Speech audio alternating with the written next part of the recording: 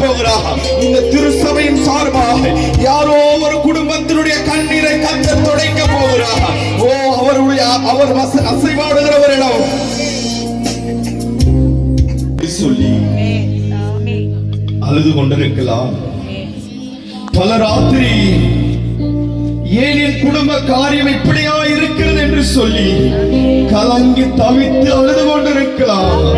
மகளே, கல்லே, தலைக்கு மூளைக்கல்லானது உண்மையானா எந்த இடத்துல நீ புறக்கணிக்கப்பட்டாயோ, எந்த இடத்துல தள்ளப்பட்டாயோ, எந்த இடத்துல அவமானத்தை சந்தித்தாயோ, உன்னை கர்த்தர் அந்த இடத்துல உயர்த்தக்கூடிய, உன்னை அதே இடத்துல உயர்த்தக்கூடிய ஒரு தெய்வம். இந்த நாளில் இங்க வந்திருக்கிற ஒரு தெய்வம், உன்னை கொண்டு வந்திருக்கிற ஒரு தெய்வம், உனக்கு அற்புதத்தை செய்கிற ஒரு தெய்வம்.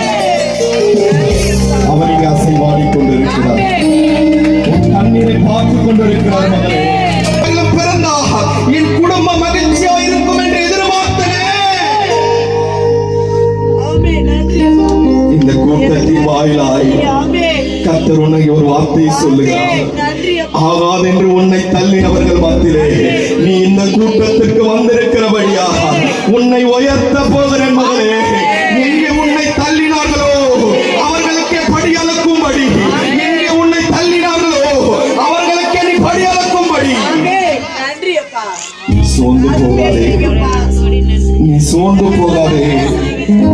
உன் கண்ணீரை பார்த்திருக்கிறவர் ஒருவர் உண்டு, உன் வேதனையை பார்த்திருக்கிறவர் ஒருவர் உண்டு.